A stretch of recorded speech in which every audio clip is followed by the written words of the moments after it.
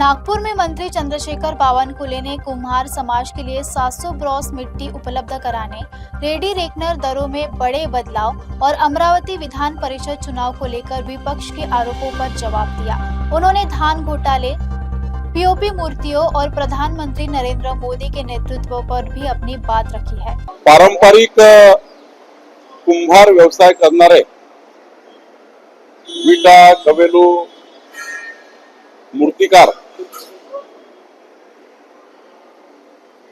यांना आता 700 ब्रास पर्यंत माती आणि लागणारी वाळू मोफत देण्याचा निर्णय शासनाने घेतला आहे।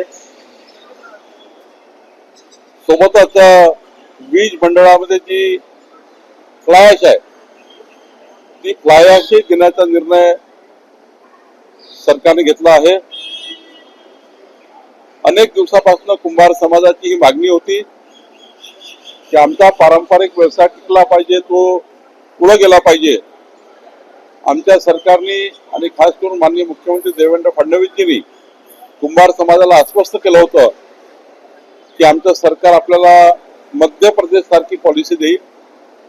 काल आम्ही कुंभार समाजाकरता ही पॉलिसी आणलेली आहे आणि आता राज्यातील सर्वच कुंभार समाजांना त्यांचा पारंपरिक व्यवसाय टिकवण्याकरता, पुढे नेण्याकरता एक मोठी सवलत महसूल खात्याने दिलेली आहे।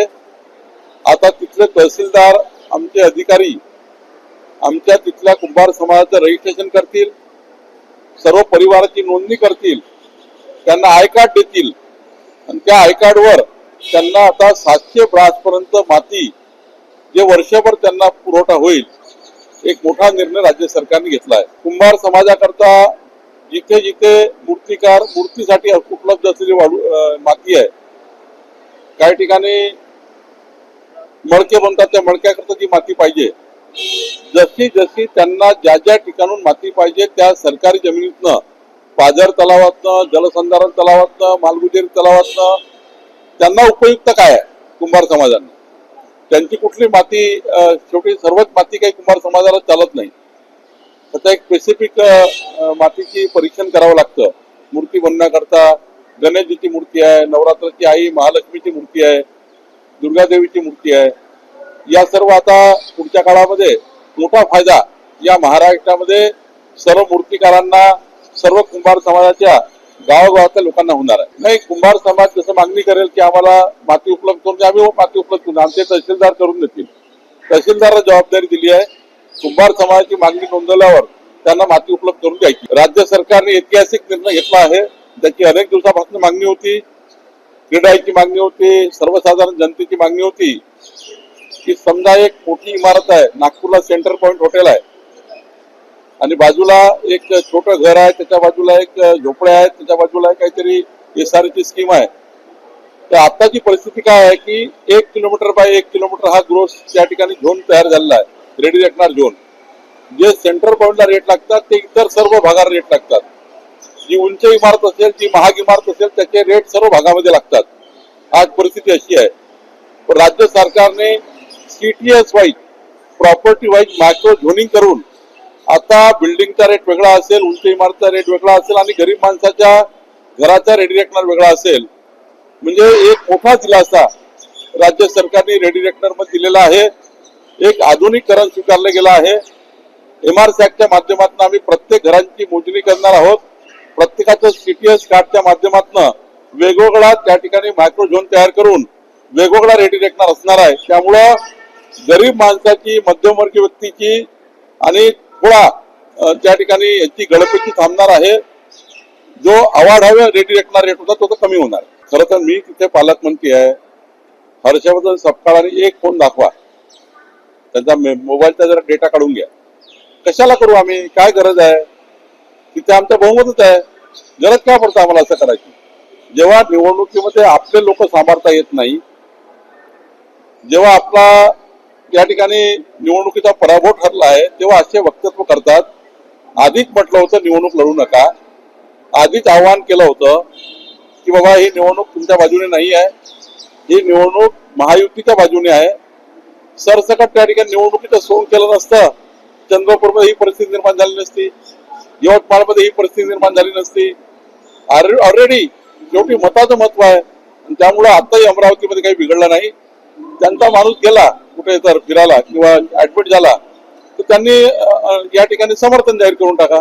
नागपूरच्या काँग्रेसच्या नगरसेवकाला कळताय ते बुद्धिमान आहेत. काय फायदा मतदान करून, काय होणार आहे, काय फायदा आहे गाड्या घोड्यांना संमेलन घेऊन. निवडणूक पराजय ठरलेला आहे आणि किती मतांनी पराजय होणार आहे. भाजपा महायुती 600 मताच्या वर आहे. 200 सव्वा 200 वर काँग्रेस आणि महाविकास आघाडी आहे आणि महाविकास आघाडी पूर्ण एक बाजूने नाही आहे, त्यांच्यामध्ये फटाफूट आहे. त्यामुळे मला वाटतं की ही निवडणूक अनपेक्षित होती. जिद्द केली त्यांनी, आता जिद्द जे होईल ते होईल. पण आधी अतुल लोंढेंनी आपलं आत्मपरीक्षण करून आपले मतदार कुठेही चेक करा. भाजपच्या मतदाराची कशाला काळजी करता.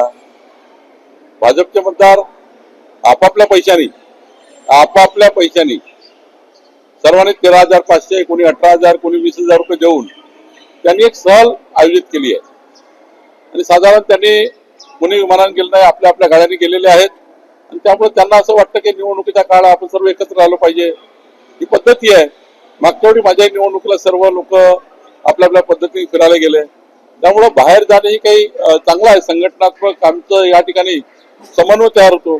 जेव्हा 10-12 नगरसेवक आपला परिवाराचा सोबत घेऊन एकत्रितपणे राहतात तेव्हा एक पारिवारिक संबंध तयार होतात, एक रिलेशनशिप डेव्हलप होतं आणि त्यातनं अजून प्रगल्भता वाढतं.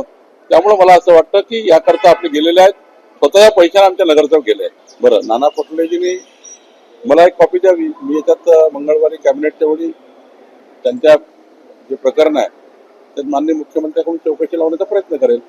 नाही, जर त्यांनी मला दिलं सरकारकडे दिलं म्हणणं आहे, मला एक कॉपी दिली तर निश्चितपणे येणाऱ्या कॅबिनेटमध्ये मंगळवारी माननीय मुख्यमंत्र्यांना मी देईन.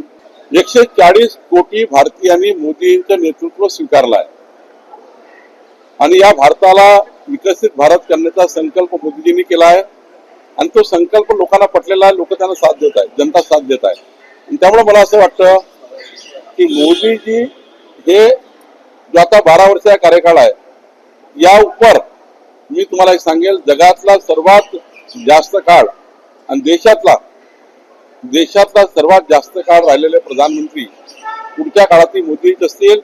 मोदींचा रेकॉर्ड मोदी तोडू शकतील, खऱ्या अर्थाने दुसरे कोणी रेकॉर्ड तोडू शकणार नाही.